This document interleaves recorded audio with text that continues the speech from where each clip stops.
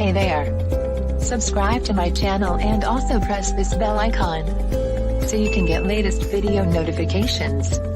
And this is absolutely free.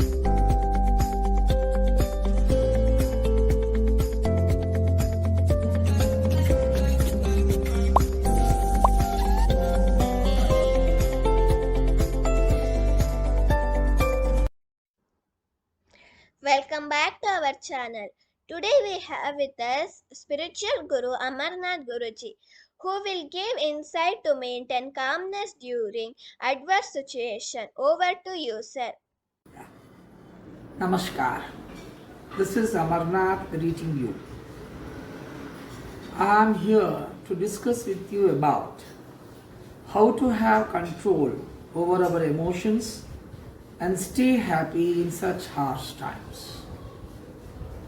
To encounter this question, let me divide this question into 4 parts.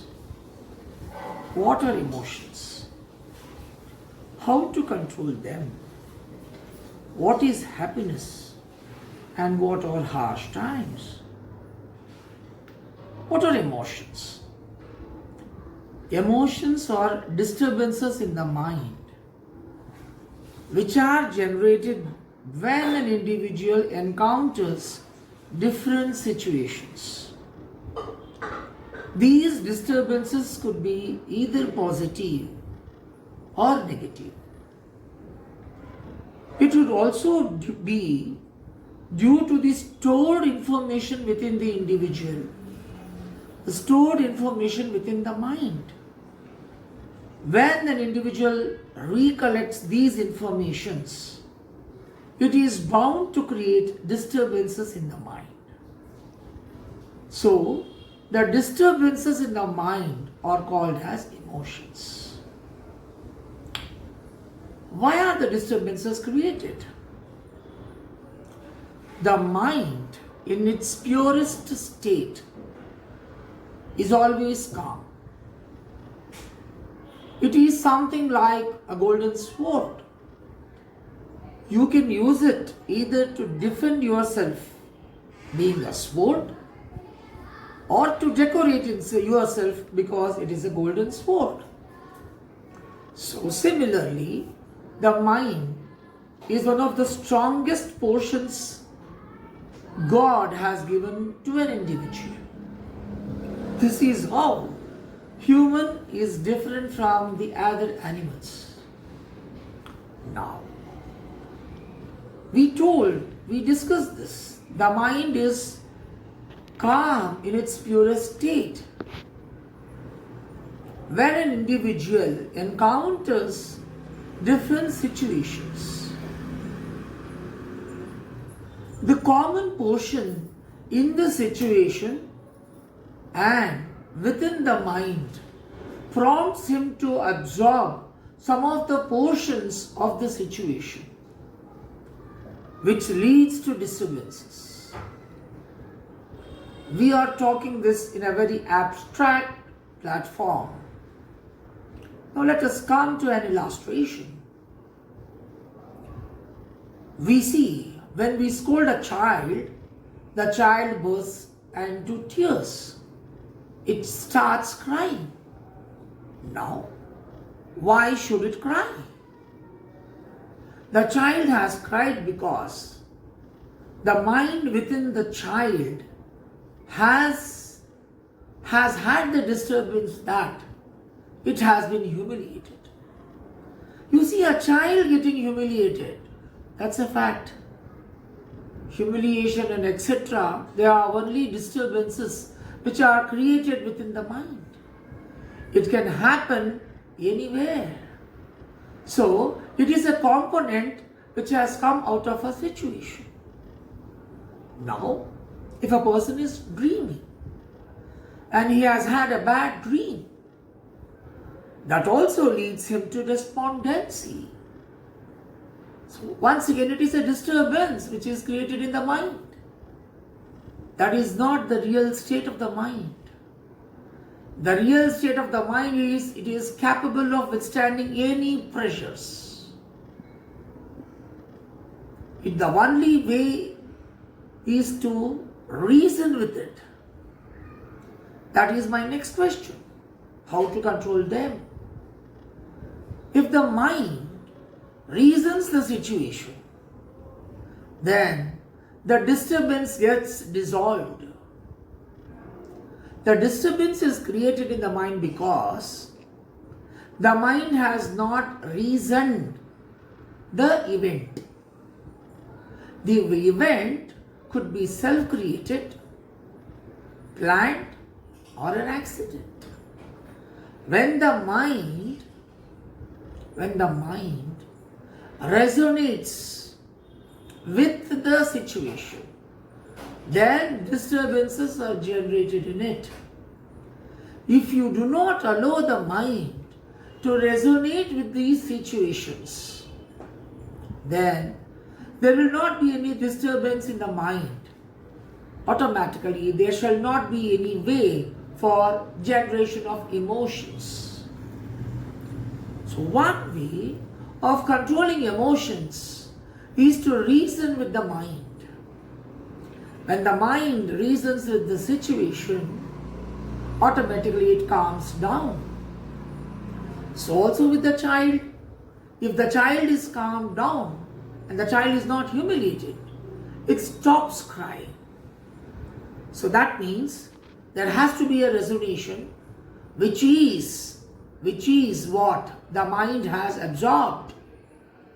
If the mind is restored back to its original state, then automatically there shall not be any disturbance, no conveyal of emotions. What is happiness? Happiness is that soothed feeling which is experienced by the body through the mind. Now, is the mind involved in all these pastures?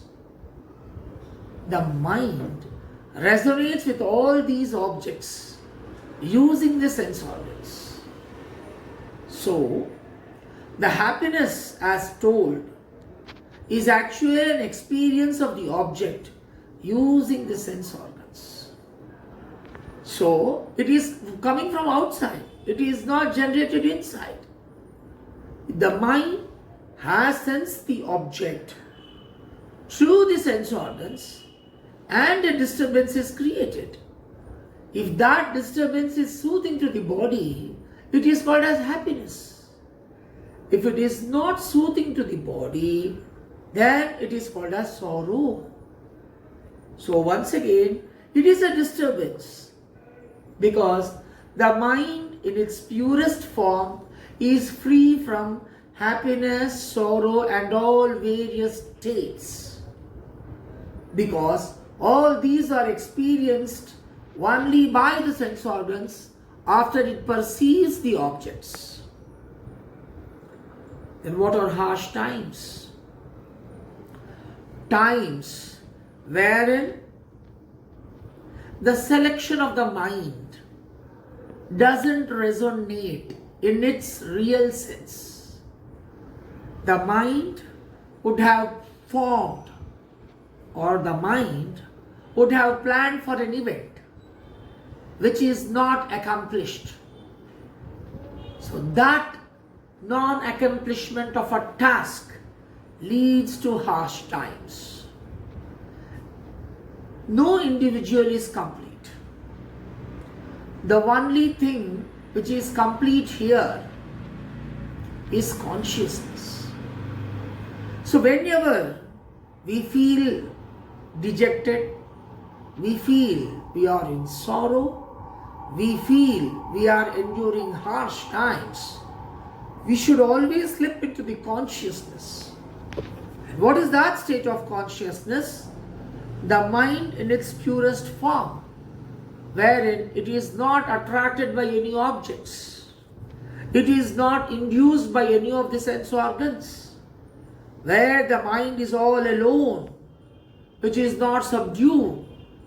The mind is not even happy.